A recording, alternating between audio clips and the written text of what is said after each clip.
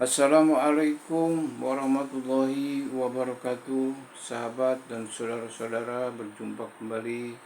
Mudah-mudahan tentunya sehat walafiat dan selalu dalam lindungan Allah Subhanahu wa taala. Amin ya rabbal alamin.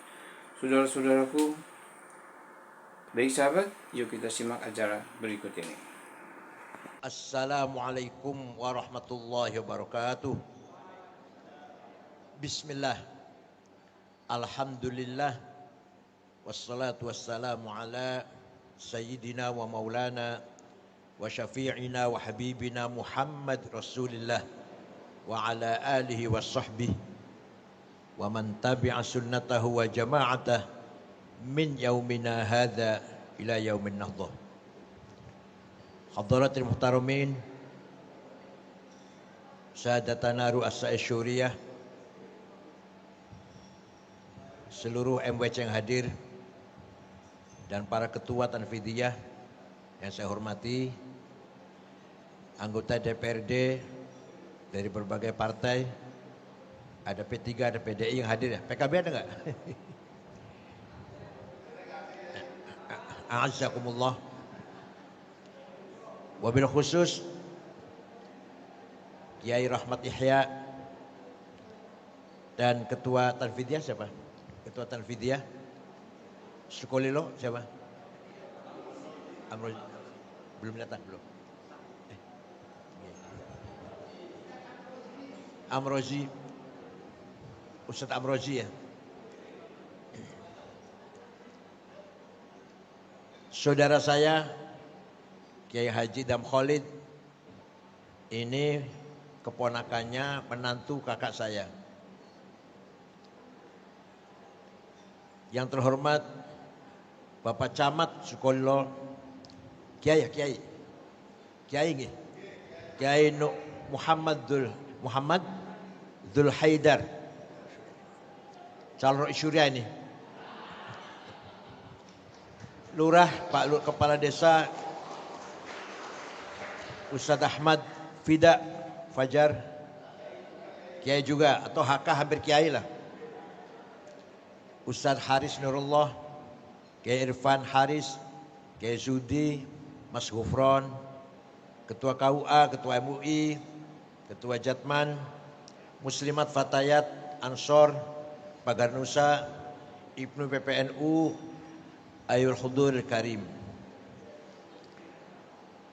Setelah Rasulullah 13 tahun di Mekah, dakwah siang malam dengan mendapatkan tekanan yang luar biasa, bahkan beberapa sahabat menjadi korban kekejaman Quraisy. 2 sahabat yang terbunuh, yaitu Yasir, bapaknya Ammar bin Yasir, dan ibunya Sumayyah yang dibunuh oleh Abu Jahal. Rasulullah 13 tahun dakwah Islam di Mekah hanya mendapat pengikut kurang lebih 120 orang. Itulah as-sabiqunal awal. Puncaknya adalah ketika Bani Hashim diembargo oleh orang Quraisy, tidak boleh berhubungan.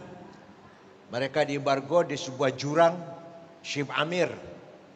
Sekarang sudah nggak ada, jadi jalan tol sudah. Terpaksa setelah itu Rasulullah mencoba dakwah ke kota lain, yaitu kota Taif. 1 bulan di sana dakwah di Taif, tidak seorang pun masuk Islam. Tidak satu orang pun menerima dakwah Rasulullah. Bahkan beliau diusir dan dilempari batu. Beliau hanya ditemani 1 orang, sahabat Zaid bin Harithah, budak hitam. Beliau pulang ke Mekah dengan berdarah-darah. Kemudian Allah memberikan mukjizat Isra Mi'raj sepulang dari Taif itu, dengan membawa kewajiban fardu sholat 5 waktu. Datang musim haji, Ada beberapa jamaah haji dari Yathrib. Kota itu dinamakan Yathrib karena yang membangun kota tersebut namanya Syekh Yathrib bin Laud bin Amliq bin Sam bin Nuh. 12 orang. Masuk kota Mekah, ada isu sangat santer, ada orang gila namanya Muhammad. Suka ngigau, Al-Quran padahal, jangan ngigau. Kesini berita demikian. Ke sini sama aja, ke sana juga ramai sekali. Seluruh kota Mekah memberitakan ada orang gila namanya Muhammad, tukang ngigau. Akhirnya 12 orang penasaran. Ini berita yang santer kok tentang orang gila ini. Ini mana suara Surabaya. Suara Surabaya memberitakan terus ya. Jawab pos juga suara Surabaya. Penasaran orang 12 itu. Dicari orang gila tersebut. Jumpa di sebelah kanannya Jumrah Aqabah. Nabi sedang sholat. Setelah selesai sholat, orang 12 pemimpinnya itu berkata, innahu laisa bimajnun. Ini orang bukan orang gila. Innahu lan nabi alladzi tawa'ada bihi alaina yahud. Ini nabi yang sedang ditunggu-tunggu oleh Yahudi. Karena di Yathrib ada orang Yahudi, 3 suku. Di Mekah enggak ada. Orang Yahudi di Madinah, di Yathrib, kalau bertengkar dengan orang Arab, ada 2 suku orang Arab, Aus dan Khazraj. Kalau Yahudi 3 suku, Bani Qainuqa, Bani Quraidah, Bani Nadir. Kalau bertengkar dengan orang Arab, awas. Nanti sebentar lagi ada nabi besar, nabi akhir zaman, akan saya usir kamu dari sini. Selalu ngomong gitu.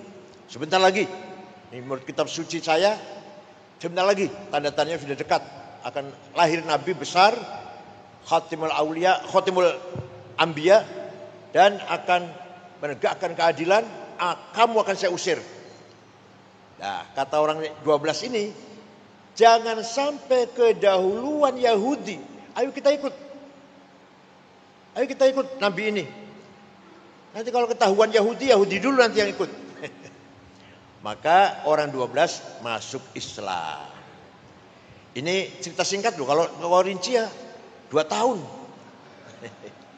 Tahun depannya dari Madinah haji 72 orang. Langsung ketemu dengan Rasulullah di situ. Ringkas cerita, mengajak beliau pindah ke kota Yathrib. Nahnu ansaruk, kami penolongmu, kami siap menjadi backingmu, pindah ke Yathrib. Kita mulai dakwah dari kota Yathrib. Di sini nggak mungkin, di Mekah nggak mungkin. Maka Nabi memutuskan menerima ajakan orang Yathrib tersebut, permisi pada pamannya Abbas belum mengizinkan, maka mulailah orang Islam Mekah hijrah ke kota Yathrib. Nabi pun akhirnya hijrah dengan Sayyidina Abu Bakar. Ringkas cerita gitulah. Sampai di sana Rasulullah mendapatkan masyarakat yang majmuk, bineka, plural.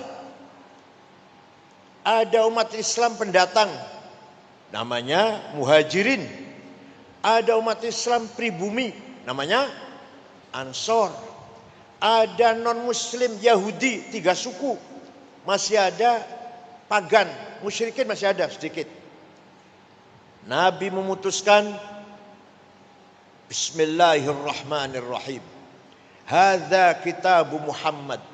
Al-muslimuna min Quraisy wal muslimuna min Yathrib wal Yahud wa man tabi'ahum wa lahiqa bihim wa jahada ma'hum innahum ummatun wahidatun min dunin nas. Bismillahirrahmanirrahim. Hadza kitab Muhammad. Ini keputusan Muhammad.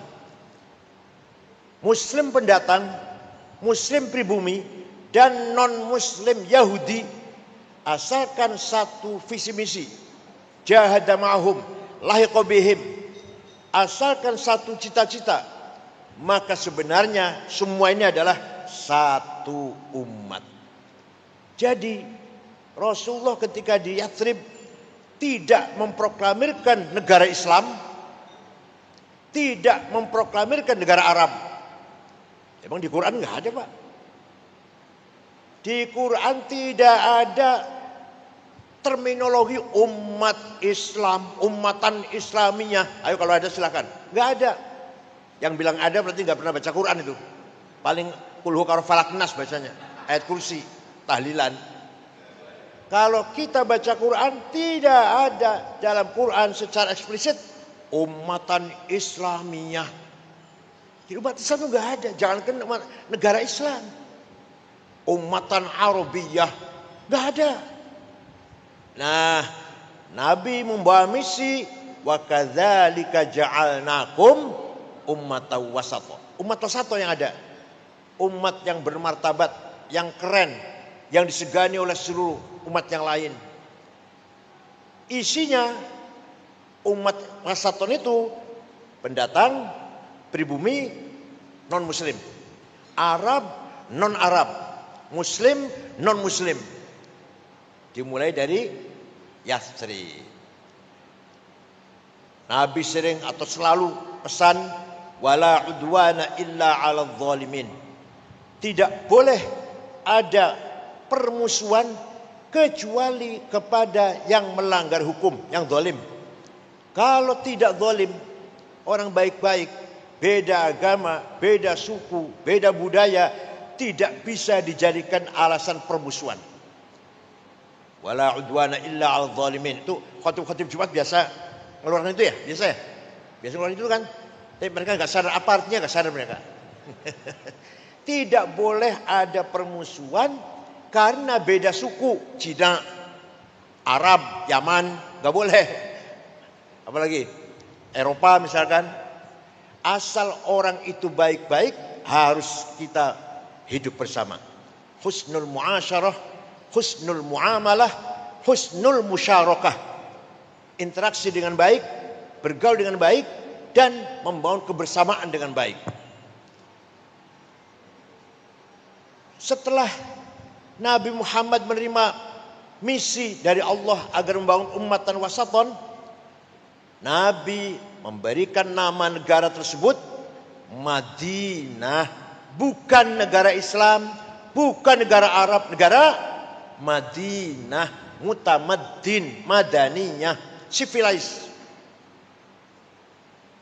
Semua penduduk Madinah diberlakukan sama. Hak dan kewajiban sama.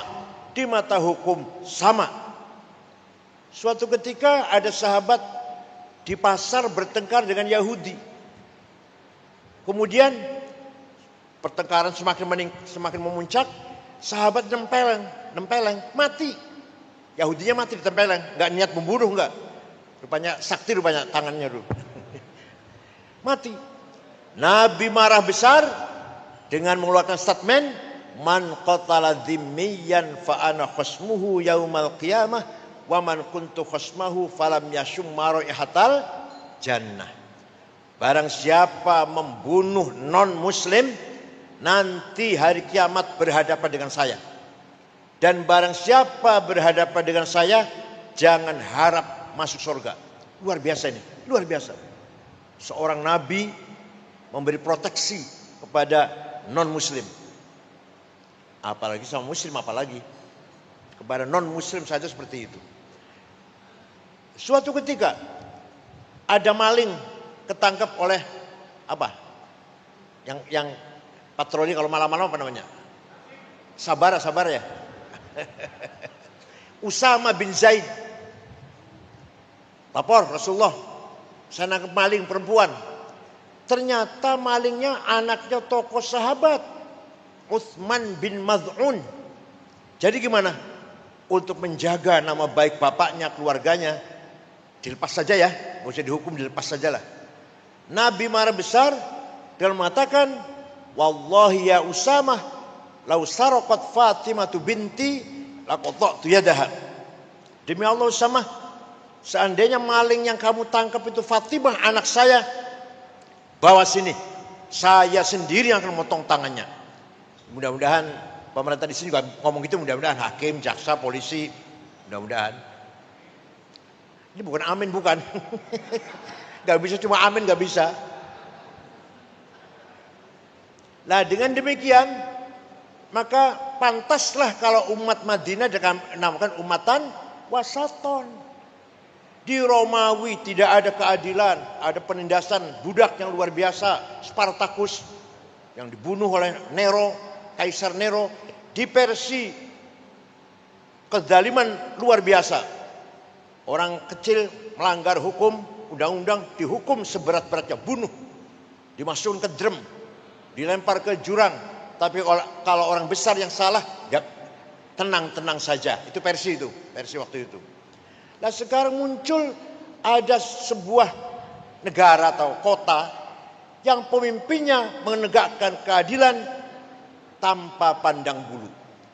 Kemudian terkenal. Orang Romawi dengar, orang Persia dengar. Muhammad namanya. Litakunu syuhada 'alan nas, sesuai dengan perintah Allah. Kalau kamu mampu membangun masyarakat wasatiyah, tawassut, maka kamu akan berperan syuhada, menjadi saksi. Saksi apa itu? Syuhudan dinian, peran agama. Syuhudan thaqafiyan, peran pendidikan, budaya, akhlak, culture, scientific. Peran hadarian, ekonomi, kesejahteraan. Syuhudan ijtimaiyan, peran sosial. Syuhudan siasian, peran politik. Jadi umatan wasat itu umat yang berperan, umat yang di tengah, umat yang punya fungsi, bukan di pinggir, bukan penonton. Paham betul? Itu umatan wasaton namanya tuh. Bukan di pinggir, bukan apa saya lah lillahi ta'ala, berita bukan lillahi ta'ala, males ente tuh. Umat yang aktif, yang disegani oleh seluruh umat yang lain.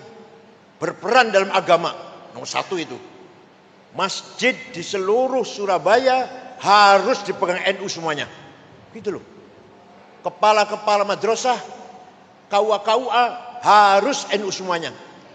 Sudah belum? Sudah begitu belum? Syuhudan thaqafiyan, yang mewarnai pendidikan. Tidak harus menjabat ya. Yang mewarnai pendidikan di Surabaya harus warna semangat NU. Kalau kita mampu syuhudan thaqafiyan. Peran akhlak, peran budaya, harus kita menjadi pelopor akhlakul karimah. Yang lain silahkan rusak. Kita ini punya prinsip akhlakul karimah. Syuhudan hadarian, peran kesejahteraan kemajuan. Harus kaya. Harus kaya. Pengurus NU harus jasnya lebih mahal daripada jasnya bupati, kepala kota. Sepatunya harus lebih mahal daripada sepatunya bupati.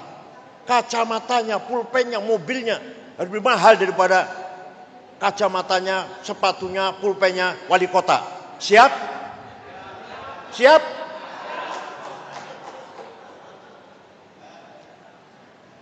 Harus mampu, peduli dalam bidang kesejahteraan. Mengangkat harkat hidup masyarakat anggota NU. Bagaimana caranya? Jadi umatan wasat itu umat yang keren, bermartabat, berperan. Bukan penonton, bukan di pinggir.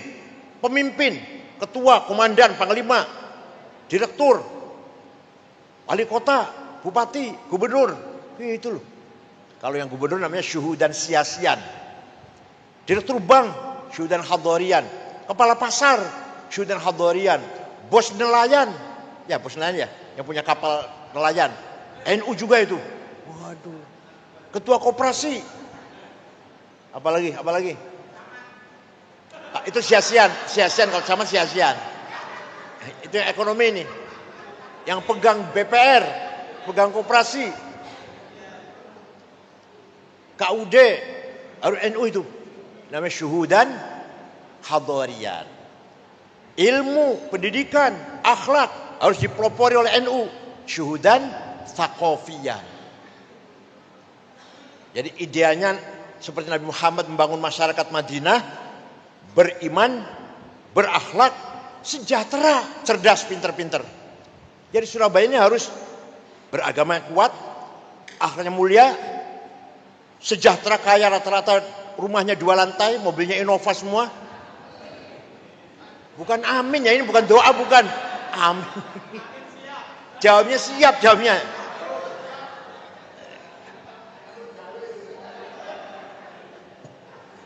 Ayo coba kita lihat. Waliya'lamal ladzina utul ilma annal haqqu min rabbik fayu'minu bih.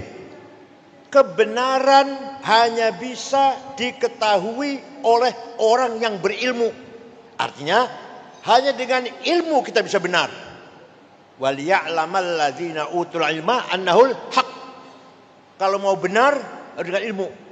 Ilmu apa saja? Benar apa saja? Hanya Quran yang mengatakan demikian. Kitab suci yang lain nggak ada yang menghormati ilmu, menghargai ilmu pengetahuan setinggi langit. Thalabul ilmi fardhatun. Pinter itu wajib. Kalau pinter itu wajib, bodoh itu dosa. Pinter itu bodoh dosa. Wal yakhshal ladzina law taraku min khalfihim dzurriyyatan dhi'afan khafu 'alaihim.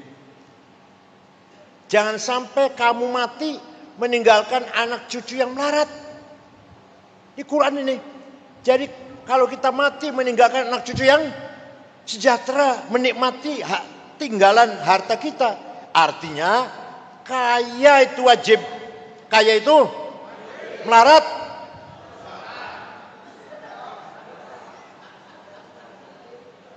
Walaqad katabna fi zaburi min ba'di dzikr annal ardi yarithuha ibadiyas solihun. Kekayaan alam ini untuk hamba-hambaku yang soleh. Batu bara, nikel, boksit, mangan, timah, uranium, emas, berlian, biji besi, biji tembaga, gas, minyak. Walaqad katabna, saya tetapkan, kata Allah, saya tetapkan bahwa kekayaan Indonesia alam ini untuk hamba-hambaku yang soleh. Prakteknya, kenyataannya, orang kaya nomor 1 Prayogo Pangestu. Duitnya 1.150 triliun. Nomor 2 Budi Hartono, Roko Jarum dan BCA. 950 triliun. Nomor 3 Eka Cipta Sinarmas, 700 triliun. Nomor 4 Antoni Salim. Nomor 6 orang Islam Khairul Tanjung. Nomor 39 Haji Rashid. Nomor 40 Haji Muhammad Bayu. Saya cari, ya orang Sukarno nggak ada.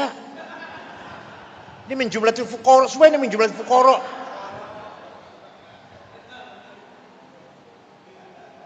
Jadi yang namanya Madinah, mutamaddin, negara yang beriman, beragama, bertakwa, cerdas, berilmu, sejahtera. Nah nanti juga syuhudan siasian. Wala tahinu wala tahzanu wa antumul a'laun in kuntum mu'minin. Kamu jangan kalah. Kamu jangan. Jadi menang itu wajib. Kalah itu dosa.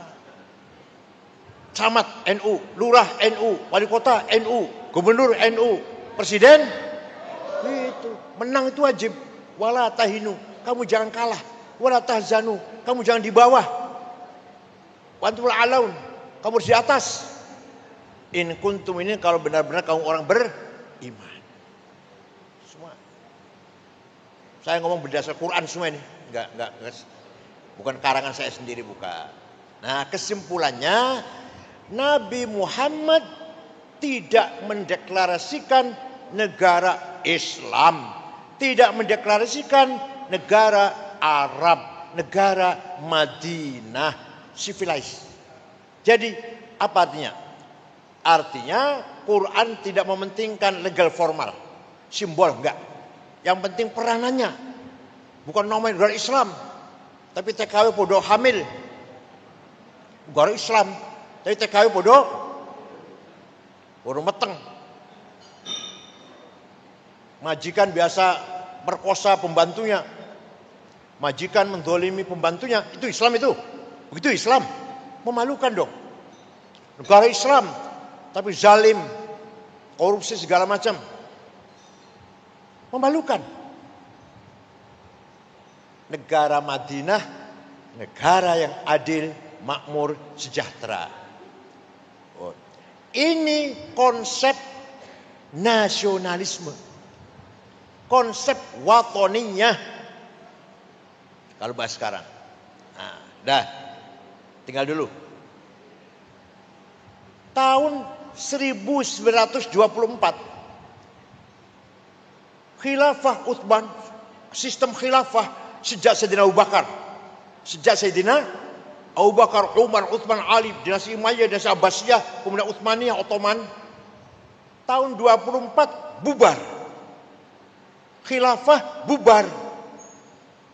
Ya, negara agama sudah nggak ada, negara Katolik, negara Islam, negara nggak ada sudah. Agama tidak jadikan nama negara, tidak.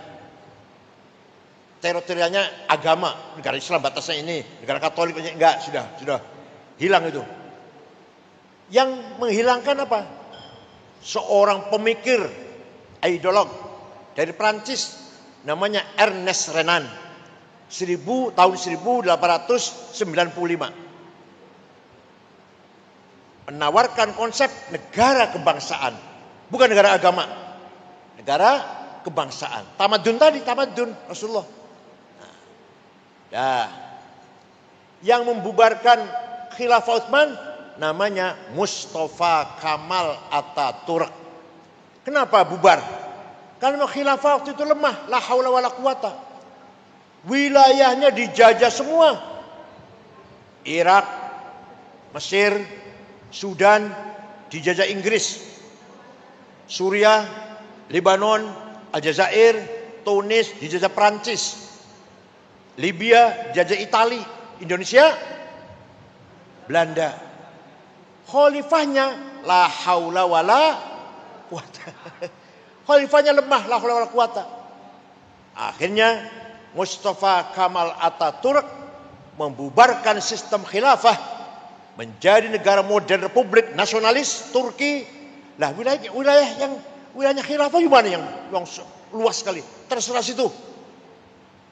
Silakan urus masing-masing. Kami nggak tanggung jawab. Berdirilah negara nasionalis kebangsaan Turki modern sekuler. Nama tidak boleh ke Arab-Araban. Muhammad nggak boleh, Mehmet. Khadijah nggak boleh, Cetice. Ayub nggak boleh, Eop. Bahasa Turki itu, lidah Turki. Kalau Muhammad itu orang Arab, kamu bangsa Arab namanya, bukan bangsa Turki. Pakai gamis kopiah putih di luar masjid dilarang. Dalam masjid boleh, dalam masjid. Jadi imam itu kalau datang pakai celana, masuk masjid baru pakai gamis. Jadi tinggal di masjid. Nah, simbol-simbol khilafah gak boleh. Bahkan di kota Ankara, ibu kota baru Turki, tadinya kan Istanbul, beda ke Ankara, azan diganti bahasa Turki.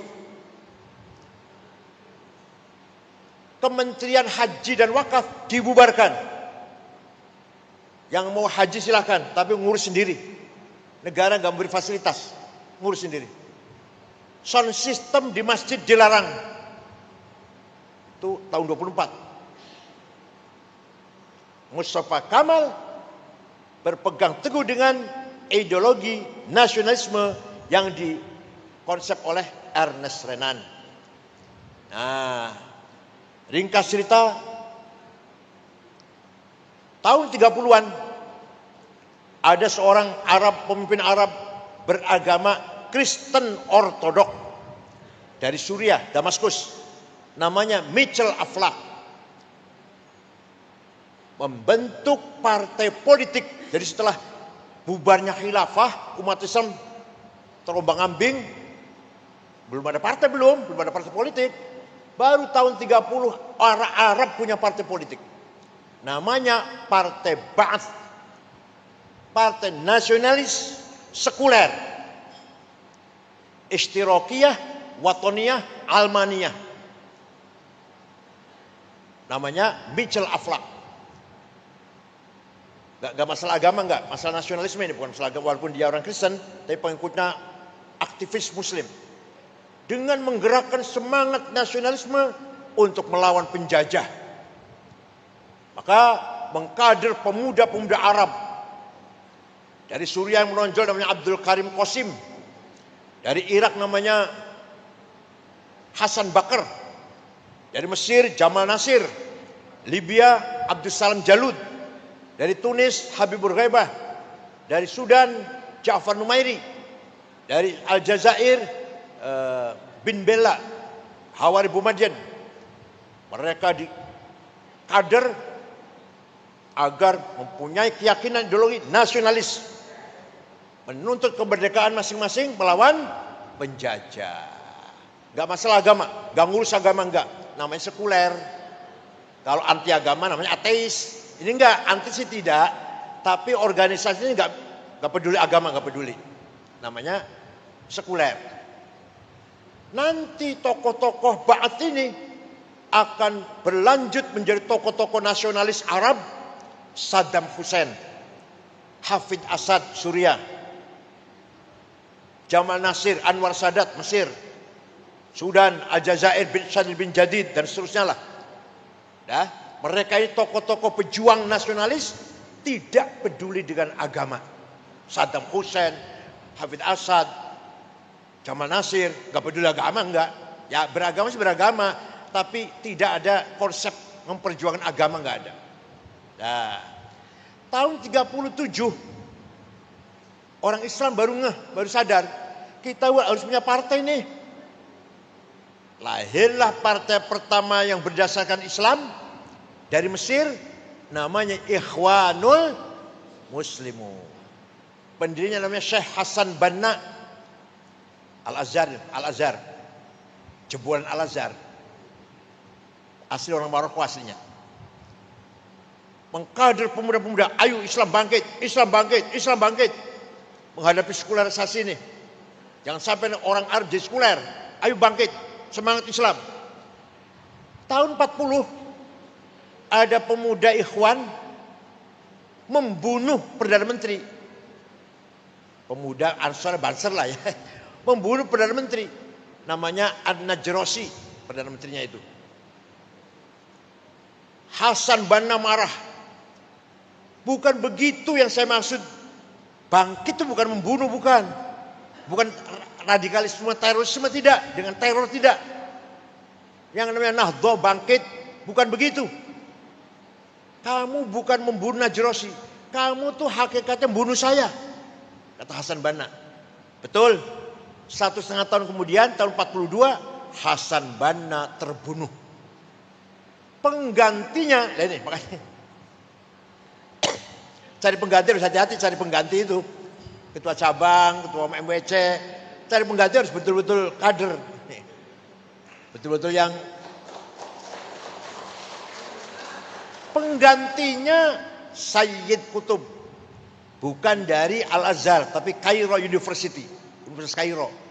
Bukan ulama sebenarnya, tapi ya pintar, bukan ulama. Tapi dia sebenarnya jurnalis sebenarnya. Nah, dia pegang Ikhwan Muslimun, mempunyai konsep yang ditulis dalam kitabnya Ma'alimut Thoriq. Ma'alim fit Thoriq. Petunjuk jalan kebenaran. Isinya, ringkasnya, isinya. Semua ideologi yang datang dari luar Islam, jahiliyah. Komunisme, sosialisme, kapitalisme, sekularisme, nasionalisme, jahiliyah. Ya, hubbul watan minal jahiliyah. Hubbul watan minal konsepnya Ikhwan Muslimun. Ideologi yang datang dari luar Islam harus kita tolak. Mari kita kembali khilafah. Nah, tahun 65, ringkas cerita nih, ini ringkas cerita. Kalau nggak ringkas 2 tahun ngomong gini. Tahun 65, Ikhwan mencoba kudeta pada Jamal Nasir. Gagal, 6 ulama tokoh Ikhwan digantung. Ditonton oleh rakyat di Medan Tahrir Square. Said Qutb, Hussein Hudaybi, Umar Tilimsani, Al-Ashmawi, Zaki Muhandis, namanya yang digantung. Ikhwan dibubarkan oleh Jamal Nasir, partai yang terlarang lah. Di situ sudah ada partai Watoniyah, partai nasionalis ada sudah. katanya Jamal Nasir. Ikhwan dibubarkan tahun 65, tahun 69 lahir kelompok lebih radikal dari para ikhwan. Namanya Jamaah Takfir wal Hijrah. Semua orang kafir. Al-Azhar semua kafir, semua Al-Azhar itu ulama-ulama kafir semua itu. Syekh-syekh tarekat, hufadzul Quran kafir kecuali mereka yang enggak kafir. Pendirinya namanya Syukri Ahmad Mustafa. Syukri Ahmad Mustafa 69. Tahun 80-an membunuh Menteri Agama Mesir, Menteri Haji Waqaf, namanya Dr. Husain Az-Zahabi yang punya karangan At-Tafsir wal Mufassirun. Kemudian membunuh wartawan senior, wartawan Koran Ahram, Yusuf Zubai.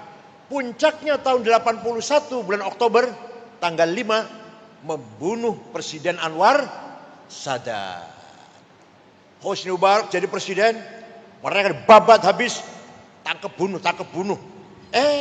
Masih ada kelompok yang nggak terbunuh. Antara lain namanya Aiman Az-Zawahiri namanya. Pergi ke Afghanistan melawan Soviet. Itulah pendiri Al-Qaeda.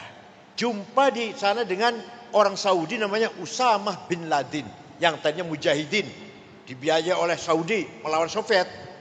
Soviet bubar, lari, Raja Fahad panggil-panggil, pulang. Sudah selesai, jihadnya selesai, udah Soviet udah lari. Yang pulang, yang tidak pulang antara lain Usamah bin Laden, uangnya banyak, dia orang kaya, dan Aiman Az-Zawahiri dari Mesir mendirikan Al-Qaeda. Paham nggak urutan cerita ini? Di Indonesia beda dengan Timur Tengah. Di Indonesia ini Masya Allah luar biasa. Hadratus Syekh Ki Haji Masyum Asy'ari berhasil sukses menanamkan prinsip yang integral antara agama dan nasionalisme. Konsep nasionalisme dari Ernest Renan katakanlah gitu, walaupun Mbak Hashim tak baca apa enggak Ernest Renan, walaupun Mbak Hashim baca bagus bukunya Ernest Renan, namanya What Nation bukunya namanya.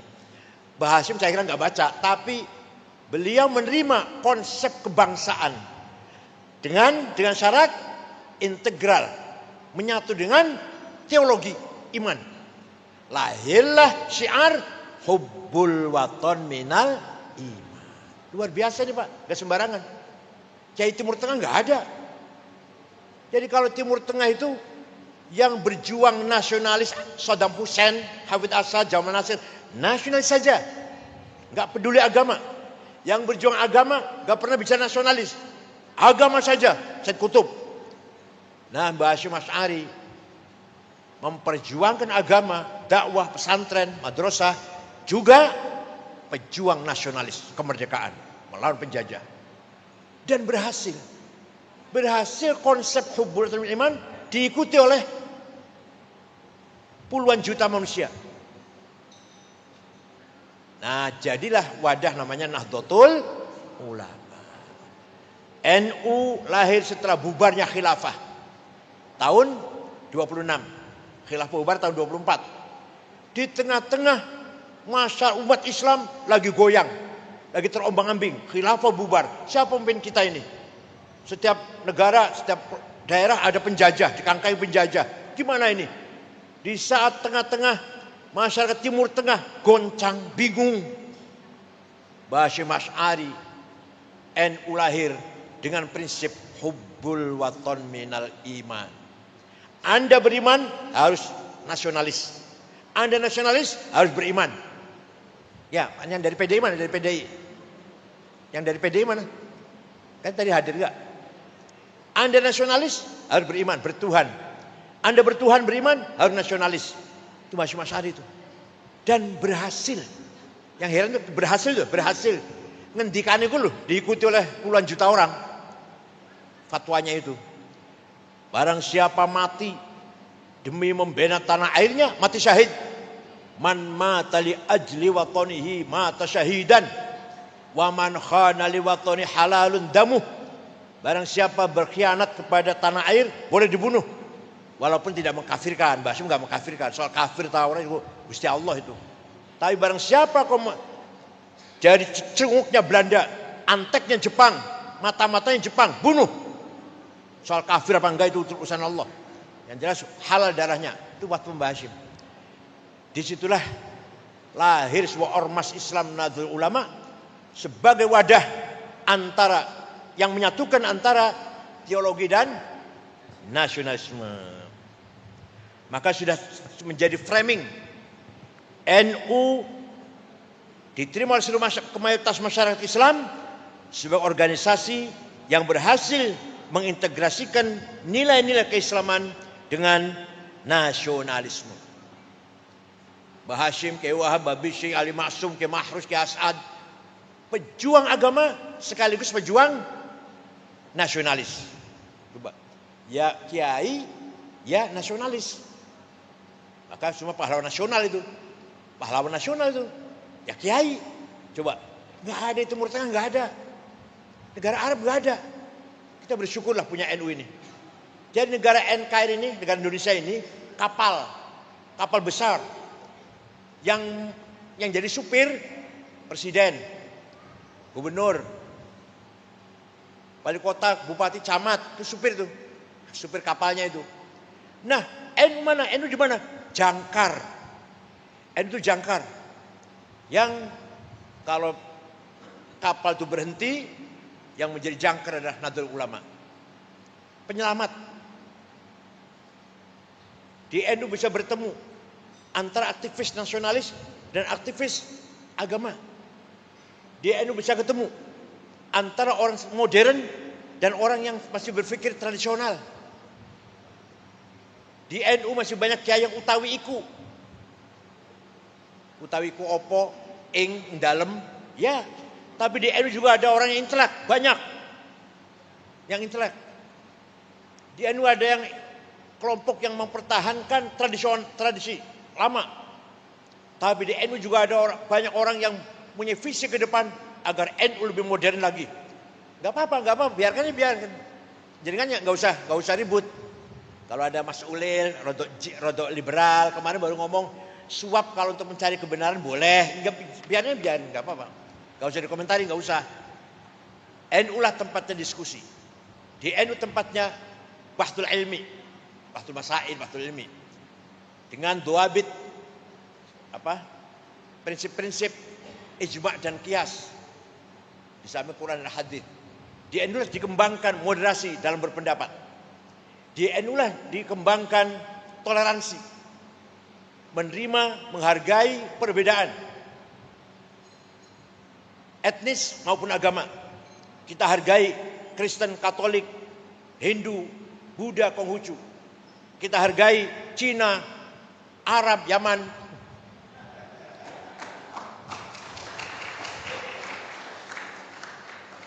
Kita orang bule lah yang hidup di. Apalagi yang suku asli Nusantara harus saling menghargai. Jawa, Sunda, Madura, Melayu, Batak, Dayak, Ambon, Bugis. Harus kita saling satu sama lain menghargai. Itulah sesuai dengan negaranya Rasulullah, negara Madinah. Luar biasa. Yang sangat menonjol. Fatwa resolusi Hasyim Asy'ari. Nikah mau datang. Tentara Inggris dipimpin oleh Brigjen Malabi mau datang, alasannya mau mencari orang Belanda yang ada dalam penjara. Kan Jepang kan memenjarakan orang Belanda. Masih banyak dalam penjara Indonesia ini yang orang Belanda yang dipenjara Jepang. Maka kedatangan nikah itu alasannya untuk mencari orang-orang Belanda yang dalam penjara. Oke. Ternyata membawa senjata berat. Membawa pesawat tempur. Maka Presiden Soekarno, Muhammad Hatta, Jenderal Sudirman berunding, ini bukan hanya sekedar ingin mengambil orang Belanda yang masih sisa-sisa orang Belanda dalam penjara Jepang, bukan. Ini jelas nih, mau berbuat menjajah lagi nih, mengembalikan penjajahan ke Belanda. Maka gimana? Kita lawan. Waduh, tentara baru istirahat, baru bernapas. Itu kan Oktober tuh. Jadi Agustus, September, Oktober, tentara baru istirahat. Jadi gimana? Dikeroyok oleh rakyat. Namanya intifadah. Seperti anak-anak Palestina tuh, tentara Israelnya pakai tank baja dilempari batu, namanya intifadah, bukan perang. Kalau perang sama-sama senjata, ini enggak. Tank baja dilawan dengan batu, kerikil, anak-anak Palestina dulu. Namanya intifadah. Nah, oke, setuju. Dilawan oleh rakyat. Tapi yang bisa menggerakkan rakyat itu siapa? Yang omongannya bisa didengar oleh rakyat. Oh itu, Kiai Haji Hasyim Asy'ari, Jombang itu. Terus kali ngomong pasti orang ikut semua itu. Maka 3 pemimpin itu menyuruh utusan menghadap Kiai Haji Hasyim Asy'ari. Hazreti Syekh, saya diperintah oleh Bung Karno Hatta Jalan Sudirman bertanya kepada panjenengan, hukumnya membela tanah air. Bukan bela agama loh, bukan bela agama, bela tanah air. Mbah Hasyim Asy'ari dengan tegas, hukumnya fardhu ain. Podo karo salat, podo karo puasa Ramadan, fardhu ain. Pulang ke Jakarta, 3 pemimpin senang semuanya. Mbah Hasyim mengumpul kiai-kiai, kumpul di mana? Apa? Bubutan, Bubutan. Ya Kembang Cepun ya, Kembang Cepun ya. Kembang Cepun. Ya Bubutan. Mengeluarkan resolusi jihad ini. Tanggal 20 Oktober 45. Dah terjadi peperangan yang seru di Surabaya. Yang memimpin perang siapa? Nyun Sewu. Siapa? Utomo dari tentara, dari kiainya. Kiai Abbas Buntet Cirebon. Mbah Hasyim Asy'ari mempercayai Kiai Abbas yang pimpin rapat. Kiai Wahab nomor 2, wakilnya Kiai Wahab itu. Kan markasnya di Siwalan-Kerto kan. Di Siwalan-Kerto sana, satu rumah. Kiai Abbas dari Cirebon. Hati-hati sama orang Cirebon, hati-hati loh. Sakti-sakti. Kiai Wahab itu wakil malah. Terjadi peperangan yang tidak seimbang, tapi alhamdulillah kita menang. Brigjen Malabi, mobilnya dibom, pasang bom meledak. Yang masang bom bukan tentara, santri tubuh namanya Harun. Hanya sayang Harun nggak lari, malah ingin lihat seperti apa. Hasilnya seperti apa. Dikira mercon. Harun pun gugur. Di sebelahnya mobilnya Brigjen Malabi. Itu sejarah yang harus kita perjuangkan. Sejarah ini harus disebarkan, harus dipahami, harus didengar oleh anak cucu kita. Jadi yang melawan nikah itu ya tentara ya, oke peran tentara Bung Tomo ya.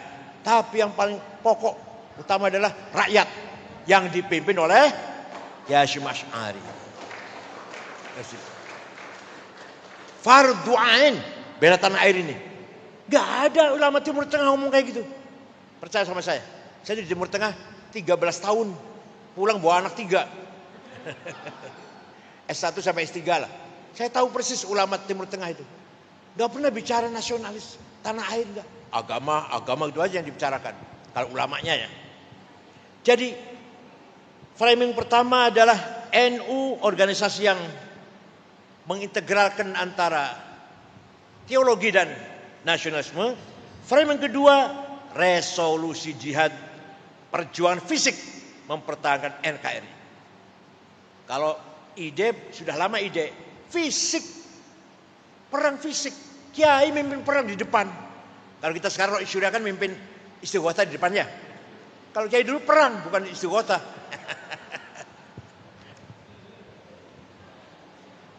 Framing resolusi jihad yang dikeluarkan oleh Mbah Hasyim Asy'ari pada tanggal 22 Oktober 45 sebagai monumental dalam sejarah perjuangan kemerdekaan Indonesia.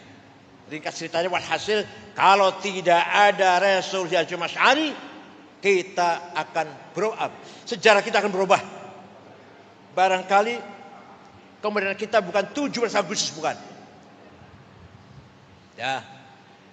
Tanggal 18 Agustus rapat BPPKI, Badan Persiapan Indonesia dulu. Pak Antara Wahid Hasyim antara lain. Tadinya ada 7 kata kan? Dengan berkewajiban menjalankan syariat Islam. Yang dari Indonesia Timur, yang Kristen, enggak setuju. Itu nanti jadi negara Islam ini, bukan negara kebangsaan. Enggak setuju saya. Kalau dipaksa kita keluar dari Indonesia. Mau merdeka sendiri, kata orang Kristen yang Indonesia Timur, NTT atau Ambon lah. Kiai Wahid Hasyim pulang ke Jombang. Belum ada WA ya.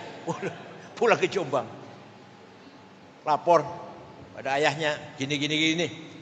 Mbah Hasyim Asy'ari jawab, ya nanti malam tak sholat dulu. Malamnya sholat, besoknya Wahid kembali ke Jakarta. Saya setuju. 7 kata dicoret. Dengan berkewajiban menjalankan Islam, coret. Saya setuju itu. Kenapa? Yang penting negara ini kuat dulu, bersatu dulu. Setelah negara ini kuat, maka kita berjuang di atas negara yang kuat itu. Dakwah, pesantren, madrasah, pengajian, istighotsah di atas negara yang persatuannya kuat. Aduh, bener banget Pak, bener sekali itu. Bukti. Afghanistan mujahidin sukses, berhasil, Masya Allah luar biasa itu, melawan Soviet terbirit-birit lari dari Afghanistan. Lalu kita tahulah betapa canggihnya senjata Soviet, dilawan para mujahidin, lari, sudah kalah. Begitu bebas dari Soviet, pecah Taliban, negara Islam. Burhan Rabbani yang jadi presiden dibunuh itu, dia presiden, hafal Quran, keluar Al-Azhar, dibunuh itu oleh Taliban, kafir katanya, attack Amerika. Burhan Rabbani enggak, negara kebangsaan, negara nasionalis. Yang Taliban negara Islam, perang KPDW. Negaranya belum kuat, baru merdeka, sudah bicara tentang negara konstitusinya Islam apa nasionalisme. Sampai sekarang tuh belum kuat persatuannya. Kalau di kita enggak tuh, Mbah Hasyim Asy'ari itu. Yang penting Indonesia bersatu dulu, kuat dulu eksistensinya, persatuannya. Kalau dia kuat, ayo di atas negara yang kuat itulah. Pesantren, madrasah, dakwah, aktivis ormas Islam. Di atas negara yang sudah kuat. Nah kalau negaranya enggak kuat, ya Afghanistan itu belum bersatu, belum beres persatuannya, sudah Islam nasionalis, perang saudara gak karu-karuan. Maulid Nabi dibom, Jumatan dibom, pasar dibom, madrasah dibom, Presiden Burhan Rabbani dibunuh, kafir, anti Amerika. Itu Afghanistan 100% Muslim. Hanya 7 suku Afghanistan. Kita sukunya lebih dari 400. Agama ada 6 yang resmi, belum yang gak resmi. Gotoloco, Satodarmo, Sambelun, Subud, Sunda Wiwitan, Karuhunan, Kapitayan, Kaharingan, Darmo Gandul. Coba kita mau ngadain pesantren, masjid, mau bangun, apa harus ada IMB? Ya harus sih. Gampang nanti diurus nanti belakangan, ya gitu ya. Ya. Bangun masjid tanpa IMB kan? Bangun madrasah tanpa IMB kan? Pesantren nggak ada IMB-nya kan? Iya nanti gampang diurus belakangan. Nggak apa-apa, pemerintah diem aja. Maulid Nabi malam-malam, isi wota malam-malam, 10.000, 20 orang dibiarkan oleh negara yang berdasarkan Pancasila, nggak berdasarkan Islam tidak. Di Saudi Arabia Pak, Saudi Arabia mau ngumpul orang 10.000, tangkap sampean. Mau bangun madrasah tanpa izin, tangkap. Di kita bangun madrasah dulu, peletakan batu pertama dulu, biayanya dari mana? Ya di jalan, seser, gitu ya. Bangun masjid, batu pertama, dari mana dananya? Nyeser jalan, Masya Allah. Aman-aman ya. IMB nanti gampang belakangan IMB itu apa itu IMB itu Makhluk apa itu? Makhluk apa itu? Ya Allah, bebas banget. Bukan negara Islam, tapi kita aktivitas dakwah Islam bebas, sebebas-bebasnya. Kenapa? Karena persatuan kita kuat. Perpindahan dari era Orde Baru ke era reformasi. Ada korban, ada bakar-bakar, ada korban korban nyawa banyak, ya termasuk banyak lah. Perkosaan juga banyak. Tapi hanya 6 bulan. 6 bulan setelah berdiri multi partai, ada berapa? 54 ya? 54 partai ya?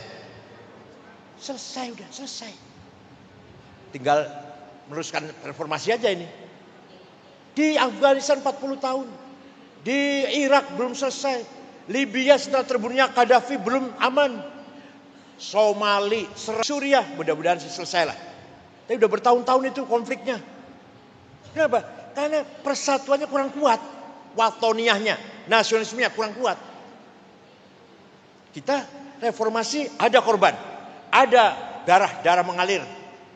Di mal-mal itu anak-anak dibakar. Di Jakarta, tapi Surabaya ada sedikit ya. Surabaya juga ada sedikit. Yang paling banyak Jakarta. Makassar ada sedikit. Cina diperkosa, bakar rumahnya, tokonya. Ada memang korban. Tapi 6 bulan. Setelah itu ada pemilu multi partai, 54 partai. Sah. Baru tenang. Ya Allah, ini kalau di Afghanistan belum selesai nih. Tahun 98 sampai sekarang kan. Nah, alhamdulillah. Kenapa itu tadi? Karena persatuan kita kuat. Udah mantap sudah. Nah, peran NU sangat besar dalam menjaga persatuan ini. Peran ulama sangat besar. Jangan dianggap sepele. Dalam menjaga keutuhan NKRI ini. Kemudian yang ketiga, yang paling penting lagi. Framing moderasi beragama. Terkenal dan telah terbukti nyata. NU cara beragama moderat. Kita hormat dengan perbedaan agama. Berdasarkan Quran, Pak. Wala tasubbul ladzina yad'una min dunillah. Jangan kamu mencaci maki orang yang tidak menyembah Allah. Jangan mencaci maki orang Kristen, Katolik, Hindu, Buddha, Konghucu. Quran. Wala tasubbul ladzina yad'una min dunillah fayasubbul adban bighairi ilm kadzalika zayyana likulli ummatin 'amalahum thumma ila rabbihim marji'uhum fayunabbihum bima kanu ya'malun. Masing-masing umat punya kebanggaan sendiri-sendiri. Agamanya, bahasanya, budayanya. Harus kita hormati. Agama Kristen, budayanya seperti ini. Bahasanya seperti itu. Kita hormati. Quran itu Pak, luar biasa. Luar biasa Quran itu. Jadi berangkat dari Al-Quran inilah prinsip toleransi, moderasi. Tidak boleh fanatik. Tidak boleh eksklusif. Tidak boleh monopoli kebenaran. Tidak boleh. Masing-masing agama membawa kebenaran. Menurut agamanya masing-masing loh ya. Pak, paham tak? Paham tak? Masing-masing agama menawarkan kebenaran. Menurut pengikutnya, ya benar. Kebenaran saya kata Kristen begini. Kebenaran Buddha begini. Kebenaran Hindu ya begini. Kita pun bawa kebenaran, menawarkan kebenaran. Ayo kita berlomba. Berlomba menawarkan kebenaran pada masyarakat. Tidak dengan caci maki, tidak dengan wabima rahmatin minallahi talahum walau kunta faddan ghalidhal qalb lan faddu min haulik. Kalau kamu kasar Muhammad, seandainya kamu kasar Muhammad, niscaya orang Mekah lari meninggalkan kamu. Itu turunnya ayat itu ketika Fathu Makkah tahun 8 Hijriah. Nabi masuk kota Mekah diikuti para sahabat 12.000. Orang Mekah ketakutan, dikira Nabi Muhammad mau balas dendam. Ternyata Nabi masuk kota Mekah, al-yaum yaumul marhamah. Hari ini hari kasih sayang. Tidak ada balas dendam. Saya maafkan semuanya. Akhirnya orang Mekah semua masuk Islam. Wa ra'aitan nasa yadkhul fi dil afwaja. Lihat Muhammad, orang Mekah masuk Islam semuanya. Ya Allah. Tapi Sayyidina Abu Bakar baca ayat itu, turun ayat itu, nangis. Ini pertanda bahwa Muhammad sudah akan berakhir. Yang lain senang, Sahabat-sahabat yang lain senang. Orang Mekah masuk Islam semua. Jumlahnya orang Islam sudah 100.000.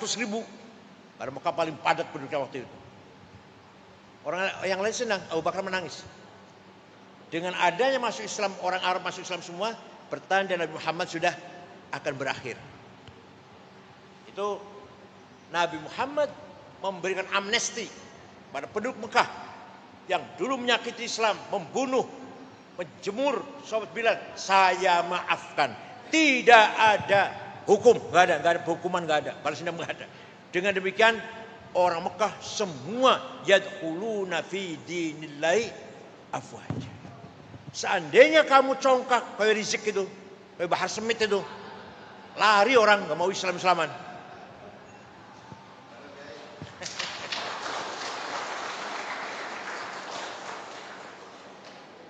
Ya sekarang sedang menerima karmanya lah. Dulu kan suka ngomong Gus Dur buta mata, buta hati. Nah sekarang lagi kena nih. Said Akil bego.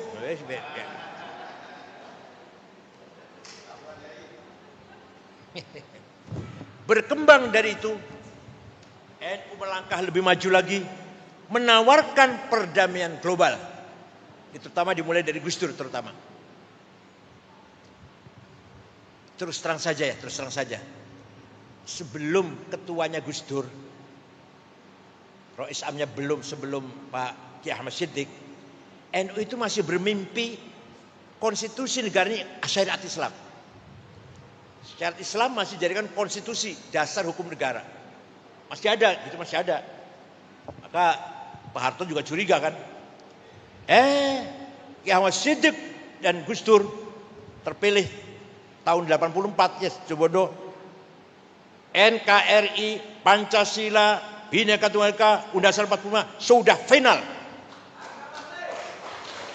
Tidak boleh kita bermimpi ingin menjadikan syariat Islam sebagai konstitusi. Tapi syariat Islam diamalkan, bukan dikonstitusikan. Ayo salat yang rajin, puasa yang rajin, baca Quran yang rajin, haji, umroh, zakat, ayo yang rajin. Tapi tidak menjadi konstitusi. Konstitusi kita tetap Undang-Undang 45. Itu Kiai Ahmad Siddiq dan Gus Dur. Setelah itu baru kesininya mantap. NU nasionalismenya sudah kokoh sudah. Nah, oleh karena itu misi hubbul watan iman, Islam toleran, Islam moderat, dibawa Gus Dur ke luar negeri. Mulailah masyarakat dunia tahu siapa itu NU, apa itu NU, bagaimana visi misinya. Luar biasa. Gus Dur biasa ketemu dengan Paus di Vatikan, ketemu dengan tokoh Protestan di Belanda, di Jerman, selalu hubungan dengan non-Muslim, mengenalkan ini NU. Sehingga apa? Dampaknya positif. Orang kota, orang intelek tidak malu ngaku NU. Setelah Gus Dur itu tidak malu ngaku NU. Profesor doktor, apa insinyur, apa sarjana hukum. Dulu NU identik dengan desa, kampungan, musola. Aduh, apa desa ya? Desa. Karena begini ya, ini kalau tarik sejarah. Belanda melarang pribumi terutama yang beragama Islam sekolah. Nah, tahun 1901 Belanda berubah, boleh sekolah boleh. Nah, nanti yang akan jadi Muhammadiyah sekolah. Kiai pesantren malah haram sekolah. Gak usah kiai kuno lah, ayah saya baru wafat tahun 90. Baru wafat tahun 90 ayah saya itu. Haram sekolah. Campur laki perempuan. Pakainya celana pendek. Nulisnya dari kiri, haram semua itu. Nulis dari kiri, celananya pendek, paha kelihatan, campur perempuan laki, haram. Sehingga akibatnya apa? Akibatnya setelah merdeka, Muhammadiyah menguasai manajemen, ilmu sosial, antropologi, ilmu politik. NU yang nggak ngerti, ketinggalan. Tapi Muhammadiyah tidak punya ulama yang tafaqquh fiddin, ahli tafsir, ahli hadis, ahli fikih, nggak ada. Apal Qurannya nggak ada yang apal Quran. Ya ada barangkali 1-2 lah. NU menguasai tafaqquh fiddin. Tapi ketinggalan dalam bidang manajemen, sosial, ilmu sosial dan seterusnya lah. Kalau sekarang alhamdulillah sudah nggak ada polarisasi seperti itu udah nggak ada. Di kota ya NU dan Muhammadiyah ada, di kampungnya apalagi. Dulu enggak. Islam kota Muhammadiyah, NU Islam kampung. Kan dulu itu. Sekarang sudah enggak. Di tengah-tengah kiai mengharamkan dasi, Kiai Wahid Hashim pakai dasi. Di tengah-tengah kiai yang mengatakan buka kopiah ini fasik, tandane wong fasik orang kopiah. Kiai Wahid Hashim, Kiai Mahfud Siddiq enggak pakai kopiah. Pakai jas potongan seperti jasnya orang Belanda haram. Kalau jas potongan Jawa boleh, potongan orang Belanda haram. Kiai Wahid Hashim, Kiai Mahfud Siddiq pakai jas seperti itu. Walhasil ya harus begitu. Nah, tidak boleh berhenti. Terus pemikiran tatawurat asal kita tidak berubah dalam prinsip akidah Ahlussunnah wal Jamaah. Soal yang lain-lain thaqafah dan hadarah, pendidikan, budaya, hadarah, kesejahteraan, enggak boleh mandek. Mulai besok NU harus kaya, gitu loh. Mulai besok NU harus pinter. Anak-anak NU, pemuda-pemuda NU. Yang bisnis silakan, yang rajin. Jam 3 bangun tahajud. Syukur-syukur jam 2, kalau saya jam 3. Salat tahajud. Istighfar 100 kali. Sholawat Muhammad 1000 kali. Alif Lam Sajdah sekali. Yasin sekali. Waqiah 3 kali. Tabarok sekali. Pas sampai subuh. Bar subuh sholat golek duit. Sampai duhur makan siang sholat duhur golek duit. Sampai asar sholat asar cari uang. Sampai maghrib leren. Maghrib leren. Silaturahim, tahlilan, jamiahan. Dengan tetangga ketemu dengan anak-anak. Jagongan. Bar isya istirahat, makan malam, tidur, jam 3 bangun. Coba. Bukan saya berarti nyuruh kaya itu mengendorkan ibadah, tidak. Ibadah pun yang rajin. Tahajud tidak boleh ditinggalkan. Malah bagi Imam Abu Hanifah, mazhab Hanafi, witir itu wajib. Witir itu wajib Abu Hanifah. Kita Syafi'i sunnah. Tapi berulang kali di Quran menghimbau kita agar sholat malam. Berulang kali di Quran itu. Betapa mulianya nilai sholat malam itu. Ayo kita belajar sholat malam yang istiqomah. Gak usah banyak-banyak lah. Katakanlah 5 rakaat aja, 2, 1 witir, itu witir. Masih malas 3 lah, 3 udah. 2 dan 1 udah lah cukup. Asal tiap malam istiqomah. Continue. Jangan dong-dongan. Dong-dongan itu apa? Apalagi susah, waduh rajin tahajud. Begitu sudah jadi DPR, lupa sudah.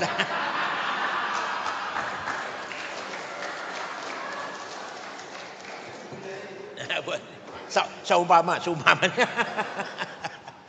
Nah, dalam rangka menghadapi era globalisasi ini tidak mudah. Sangat berat. Dengan adanya medsos, YouTube, Instagram, TikTok, Google, manfaatnya besar, tapi madorotnya, ya Allah. Film-film porno, melihat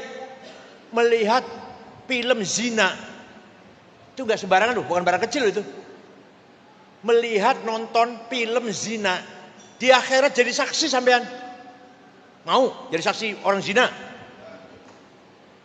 Jadi kalau kita lihat TikTok atau lewat lah, itu dia lewat, jangan dilihat, jangan. Yang lainnya berfaedah, ilmu, ceramahnya saya, ceramahnya Gus Baha. Itu manfaatnya. Apalagi Google luar biasa. Kitab apa saja ada di Google. Gak usah kita punya kitab lemari-lemari, dari HP saja. Tafsir, hadis, fikih, tarikh, ilmu kalam, filsafat, sastra ada semua. Nama-nama orang terkenal ada semua. Imam-imam, ulama-ulama, pejuang-pejuang ada, Gus Dur ada, saya ada. Anak saya pun ada. Di Google ada anak saya, Dr. Rihab, RIHAB. Mulai terkenal mulai. Dia psikologi Islam. Itu dokternya ilmu jiwa Islam. Kelebihannya bahasa Arab menguasai, bahasa Inggris menguasai. Itu kelebihannya, itu aja kelebihannya. Kalau dia menguasai buku Arab dan buku Inggris, maka bisa terkenal. Mulai ada di Google, Rihab Said Akil, anak saya itu. Nah, nanti di Kongres Muslimat dia mau ngisi apa? Ada session di sana. Tanggal berapa ya? Tanggal 12. Ada session. Judulnya kesehatan mental nanti. Menghadapi era globalisasi ini, politik global. Amerika dan Cina ingin menguasai dunia ini. Ekonomi global. Standar ekonomi, standar bisnis, standar moneter di luar bukan di tangan kita. Minyaknya dari Saudi, tapi yang menentukan harga bukan Saudi. Timah dari kita, batu bara dari kita, nikel dari kita, tapi menentukan harga bukan kita. Itu era globalisasi itu namanya. Namanya era globalisasi. Minyak goreng bukan kita, tuh. Lihat. Kita yang bisa menguasai harganya tempe, itu bisa itu. Mendoan, apa mana emping, itu bisa itu. Batu bara, nikel, timah milik kita. Yang harga sekian. Itu loh. Luar. Budaya, ini yang paling bahaya lagi. Budaya, akhlak, cara berpikir sudah dikuasai oleh bukan kita.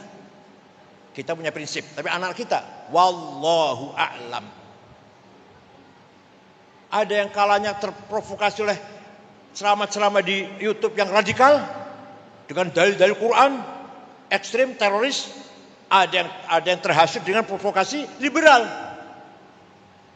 di YouTube ini. Maka kalau anak kita nggak dijaga, pasti akan jadi korban globalisasi cara berpikir dalam hidup ini. Nah, ini NU harus tangguh betul memasuki era globalisasi yang sangat-sangat penuh dengan persaingan yang luar biasa. Politik, ekonomi, budaya dikangkangi oleh negara besar. Dikangkangi kita ini, dikangkangi. Kita inilah haula wala quwata lah. Yang paling bahaya budaya. Ayo. Ya kalau di Surabaya barangkali masih kuat ya. Kalau di Jakarta pakai jilbab malu. Pakai sarung malu. Sudah mulai begitu anak mudanya ya, anak mudanya. Kayak kopiah malu. Tuh, satu sisi. Yang sisi lain takbir, sisi lain pakai gamis. Bukannya gamis, padahal badan. Harus dari Surabaya yang pertahankan tawassut wasatiyah. Modern tapi tetap prinsip Ahlussunnah wal Jamaah. Tapi kita modern. Pakai celana enggak apa-apa, pakai dasi enggak apa-apa. Tetap Ahlussunnah wal afdhalul dzikri fa'lam annahu. Pakai dasi itu budaya itu. Milik kita itu harus dipertahankan. Kita kan enggak marem ya, semua diajak gini sama mama. Ayo kita baca Fatihah yang pahalanya untuk Rasulullah, para sahabatnya, marem mboten. Mboten. Yang marem ila hadratin Mustafa Rasulullah sallallahu alaihi wasallam wa auliya illah. Masyar ardil maghribiha barri wa bahriha jibal. Padahal kita enggak ngerti apa itu yaminiha wa syamiliha wa shimaliha. Kita enggak ngerti marem kata baca Fatihah. Ila hadratin Mustafa sallallahu alaihi wasallam wa ali wasallam kiram wa tabi'in tabi'in ila qiyamati bi ihsan wa auliya illah. Masyar ardil maghribiha barri wa bahriha jibal diyatiha an yamin wa shimaliha ulama sadina fiddin. Bu artinya apa sebut lah. Al-Fatihah marem. Kalau diterjemah malah enggak marem. Ngibadan terjemah yuk. Mari kita baca Fatihah sama-sama. Yang pahalanya kita persembahkan kepada Rasulullah, para sahabatnya, para keluarganya, dan para pengikutnya, dan para wali-wali Allah, dan para ulama. Marem betul? Boten. Itu namanya thaqafah.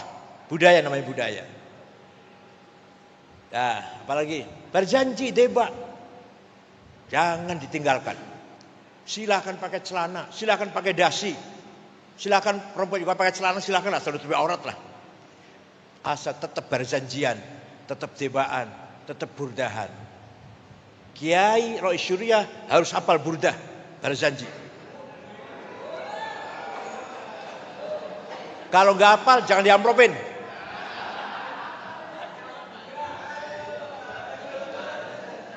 Bukan apa-apa, bukan apa-apa. Karena itu milik kita. Barzanji, Debat, Talqin, Manaqib Syekh Abdul Qadir Jilani, milik siapa itu? Milik kita. Kalau bukan kita yang hafal, siapa yang mau hafal? Muhammadiyah suruh hafal. Talqin hafal. Manaqib Syekh Abdul Qadir Jilani hafal. Khutbah nikah hafal. Khutbah gerhana hafal. Apalagi khutbah Jumat apalagi. Kalau ada kiai, Rais Syuriah, khutbah Jumat baca, jangan pakai lagi. Apa bedanya kalau SAG? Mosok keluaran tebuiran talir boyo ta ploso khutbah moco bodo karo SAG. Mimbar masjid jangan dikasih buku khutbah, buang. Kalau ngundang berjanjian jangan sediakan bukunya. Jangan sediakan bukunya, biar apal-apalan. Kalau nggak hafal jangan kasih amplop. Karena itu milik kita. Jangankan itu Pak, jangan itu. Ngesai kita pun itu utawi iku. Ayo kita pertahankan, itu budaya kita itu. Utawi mim, khobar kho, fa'il fa, ya Allah. Pihak lain nggak ada itu. Kita bangga dengan milik kita, itu kita kebanggaan kita. Muhammadiyah nggak punya, Persis nggak punya, Wasliyah nggak punya, Al-Irsyad nggak punya. Kita yang punya utawi iku kho fa'il fa maf'ul bih fa utawi li mubtada iku khobar opo li fa'ilin wa naibi dhahar wa ing li maf'ulin bihi krono li maf'ulin li ajlihi wa ing dalam dhorof serta li maf'ulin ma'ah wa kang sifah silatu mausilin kada mithlu sifah wa mutlaqul maf'uli fihi kelawan kada kaba ujari fatlu bil bayan apane li tamizi hale halu fastahidu bil hifdzi ya rijalu. Milik kita itu. Kalau bukan kita yang pertahankan, ayo siapa lagi? Alhamdulillah mim utawi iku ilai kho. Paham betul? Namanya warisan yang kita warisi, thaqafah yang kita warisi dari para leluhur kita. Salat pakai kopiah. Itu juga simbol. Idul Fitri sowan kiai, silaturahmi para kiai atau ada apalah munasabah apalah, sowan kiai itu simbol kita. Orang lain nggak ada itu, orang lain nggak ada. Gemeruduk, berbondong-bondong, sowan kiai, cium tangan, itu simbol kita. Pertahankan. Anak kecil diajak, cucu diajak sowan kiai, supaya nanti sudah terbiasa. Jangan panjenengan tok, cucu diajak supaya kenal kiai. Maulid Nabi, baca berjanji, cucu diajak, walaupun masih kecil, supaya membiasakan. Familiar. Tuh, saya kira itu kesimpulan terakhir.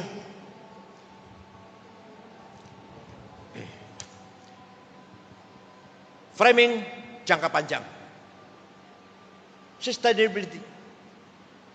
Apakah anak kita sudah disiapkan untuk melanjutkan perjuangan kita? Hadza su'alun azim. Big question. Tanya pada kita masing-masing. Kita sudah menyiapkan belum? Anak cucu kita siap meneruskan menerima estafet perjuangan kita? Itu. Kalau panjenengan sih kader jelas, panjenengan kader semuanya. Tapi jangan ke depan, apakah cucunya ibu siap? Sudah disiapkan belum? Untuk menjadi kader. Nah, ini harus disiapkan. Jangka panjangnya ini.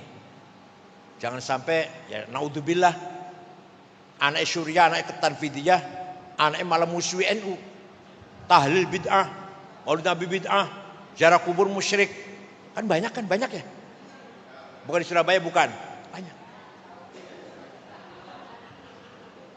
Saya punya teman waktu kuliah PMI, si anaknya nggak mau NU. Banyak itu banyak. Ayo kita siapkan untuk keberlanjutan Ahlussunnah Jamaah NU ila yaumil. Makanya kita harus bangga dengan sejarah NU. Anak cucunya juga harus tahu sejarah NU.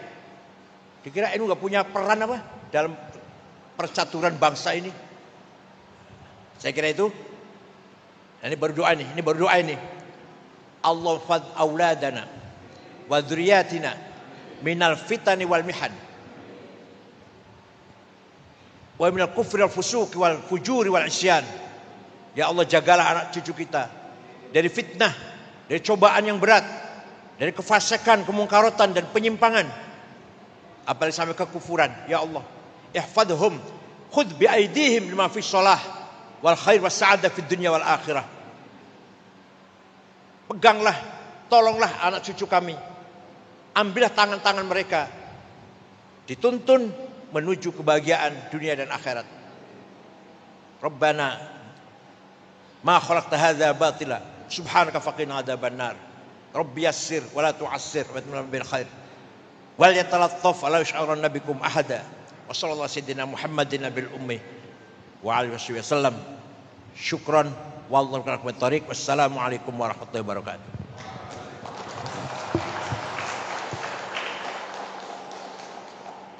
Penjelasan yang sangat luar biasa, Bapak Ibu masih semangat? Masih semangat? Jadi kalau kita melihat beliau berceramah sejak dulu, lihat di YouTube sampai sekarang, tidak ada sedikit pun penurunan intonasi dan semangat yang luar biasa. Bahkan, nggih, monggo tepuk tangan. Bahkan begitu ketika saat beliau menjabat ketum PBNU, NU menurut saya secara pribadi mencapai puncak keemasan. Artinya NU disegani dan kemudian mempunyai bargaining position yang sangat tinggi. Beliau tadi ada hal yang menarik Bapak Ibu semua, ada kata kunci yang sangat menarik, ada integral. Beliau menjelaskan secara induktif, memberi contoh-contoh di Timur Tengah, kemudian ditarik ke Indonesia. Kesimpulan beliau, tidak ada satupun negara di Timur Tengah yang seperti Indonesia. Bicara tentang keislaman, bicara tentang nasionalisme secara terpisah.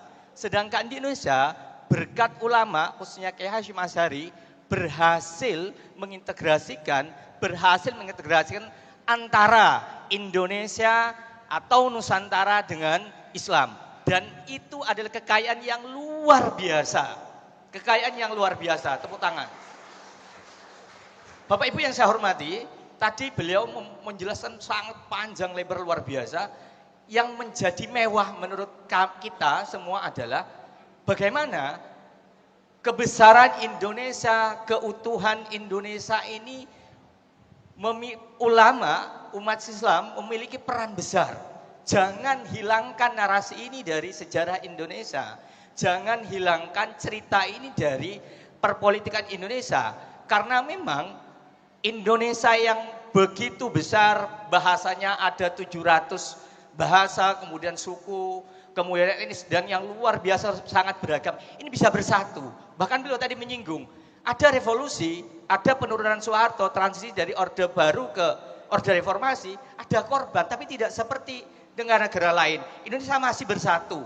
Hanya 6 bulan ada korban tapi tidak seberapa. Ini berkat persatuan, berkat narasi bersatu, berkat ulama, dan Indonesia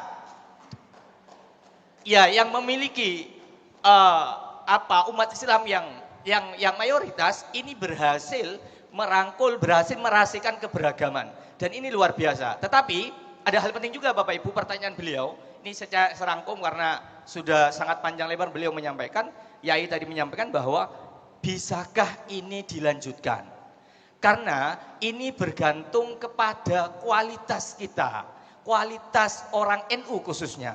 Apakah kita punya kualitas, punya kecerdasan, punya diskursus, punya narasi tentang ini? Beliau tadi mengatakan kaya itu wajib, pinter itu wajib. Kalau bodoh itu, saya ingat Bidatul Hidayah. Bahkan orang bodoh itu lebih berbeda daripada orang jahat. Begitu. Karena memang pintar, kaya itu luar biasa penting. Tidak mungkin kita maju tanpa kecerdasan. Tidak mungkin. Artinya beliau tadi menyampaikan ilmu. Itu sangat yarfa'illahu alladziina minkum walladziina utul ilma darajat. Itu hanya Islam, hanya di kitab suci tadi. Al-Qur'an yang menarasikan itu.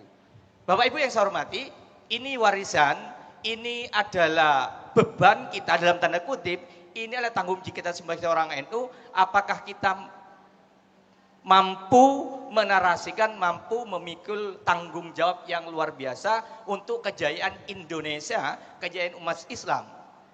Makanya tadi camat NU, lurah harus NU, bupati harus NU. Jauh beliau. Itulah mengapa ketika beliau menjabat ketum PBNU itu NU menjadi organisasi yang sangat disegani. Dan saya merasakan itu. Bapak Ibu yang saya hormati, apakah tasih ada tanya jawab Bapak? Cukup nggih? Pripun? Cukup nggih? Baik Bapak Ibu yang saya hormati, matur nuwun sanget Yai atas nasihatnya, atas petuahnya. Semoga kami semua yang masih muda khususnya mengemban, memperjuangkan amanah dan semangat panjenengan ini agar bisa ke depan kita jaya Indonesia, jaya NU. Seperti itu. Demikian Bapak Ibu yang saya hormati. Kalimat terakhir dari saya bahwa masa depan perlu diperjuangkan. Masa depan perlu dibencuangkan, perlu diimajinasikan. Tetapi tidak boleh melupakan sejarah. Bahwa sejarah itu punya peran besar. Yuval Noah Harari mengatakan begini, sejarah itu bukan tentang masa lalu, tapi tentang sebuah perubahan, transisi. Kalau kita bisa menatap masa depan, kita harus menatap masa lalu. Agar kemudian kita bisa masa lalu itu. Dan kita akan meneruskan perjuangan para ulama, mengintegrasi Indonesia, ini menjadi negara yang besar dan makmur sejahtera. Wallahul muwaffiq ila aqwamit thoriq. Wassalamualaikum warahmatullahi wabarakatuh. Tepuk tangan untuk Syekh Syirot.